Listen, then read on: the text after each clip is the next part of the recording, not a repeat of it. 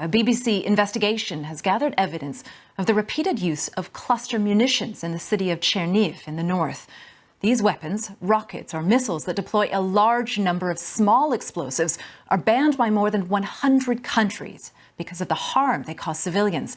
But neither Russia nor Ukraine have signed up to the international treaty prohibiting them. These piles of weapons were collected by the bomb disposal team all around the region. At least one rocket came from the scene on March the 17th. In one rocket projectile, there are 30 such cluster elements. These are designed to kill people and destroy light armored vehicles. This is how destructive they are. These bombs leave specific, small marks on the tarmac and small holes on buildings. We found these very distinct markings all over Chernihiv.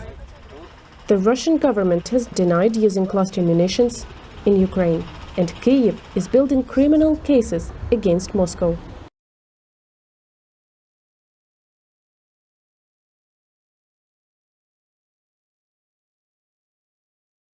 Tonight, Russian state TV releasing new video of Alex Drueke and Andy Huynh, the two US veterans fighting for Ukraine but caught by Russian proxies. Druke's family told ABC News he's now spoken with the State Department twice in recent days. They said that he sounded good, that he sounded relatively strong. The officials felt he was being treated humanely and that the Russian-backed separatists holding him were looking to begin negotiations. Meanwhile, the Ukrainian Ministry of Defense has released this video, the largest prisoner swap since the war began.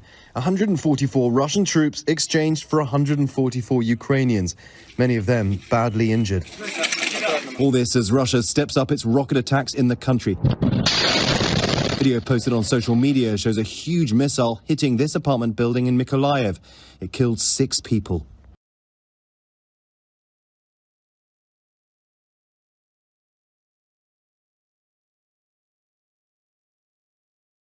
A French court on Wednesday sentenced the primary suspect in the brutal 2015 Paris terror attacks to life imprisonment with no possibility of early release, a sentence handed down only 4 times before in the country. Belgian-born Salah Abdeslam was found guilty on terrorism and murder charges, the judge said. The 32-year-old is believed to be the only surviving member of the group that carried out the November 13, 2015 gun and bomb rampage on the Bataclan concert hall, 6 bars and restaurants, and a sports stadium that left 130 people dead. Abdeslam said at the start of the trial that he was a, quote, soldier of Islamic State, which has claimed responsibility for the attacks. He's one of 20 people sentenced Wednesday in connection with the attack. 13 others in the courtroom were accused of crimes ranging from helping provide the attackers with weapons or cars to planning to take part in the attack.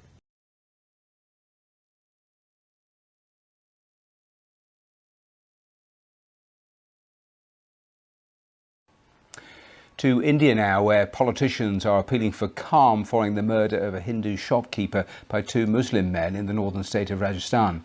The men filmed the attack and posted the footage on social media. They claimed it was in retaliation because they said the victim appeared to support controversial remarks made by a politician about the Prophet Mohammad. The killing, which has not just stunned and shaken the state of Rajasthan, but the entire country, happened in this very lane, almost 10 shops down the line. This is the center of the city where both Hindus and Muslims have been living together for centuries. But never ever has such an incident happened before. Now the area is completely fortified. Heavy police presence can be seen everywhere.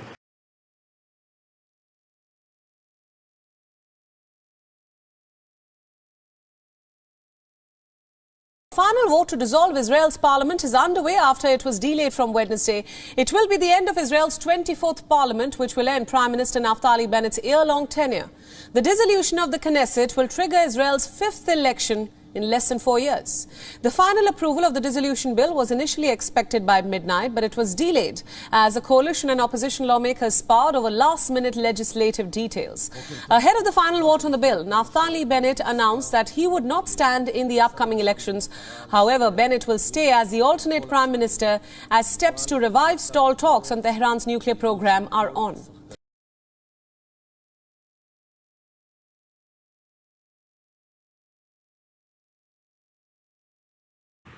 South Africans are experiencing in the middle of winter the country's most drastic outages since 2019.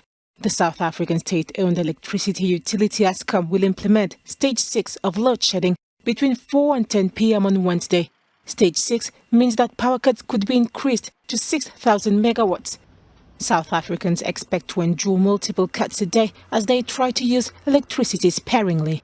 Persistent electricity disruptions, partly due to the breakdown of power stations, have affected the nation's economy. This time, the State Enterprises Minister cited ongoing strikes over wages and intimidations of workers willing to attend to their duties as the main reason behind the current situation.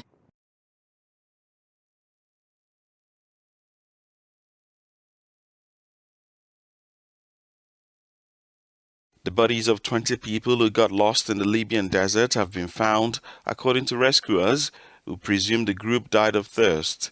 The bodies were discovered by a truck driver traveling through the desert and were recovered on Tuesday, 120 kilometers from the border with Chad. 2 of the bodies were Libyans and the others were believed to be migrants from Chad crossing into Libya since the 2011 NATO-backed uprising that removed and killed Muammar Gaddafi.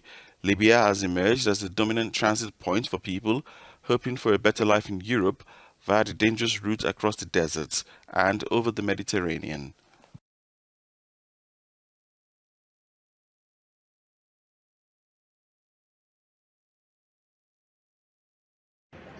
Dozens of vibrantly colored floating homes have for decades dotted the banks of the River Nile, rare havens of leafy seclusion in the Egyptian capital's hustle and bustle, but maybe not for much longer.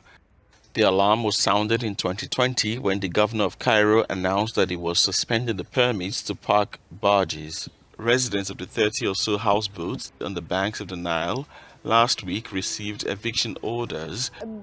How can historic houses, dwellings of people living in the heart of the city be removed in this aggressive and sudden way? The government has given assurances that the promenade with marina, open-air theatre cafes and restaurants will guarantee public access to the Nile.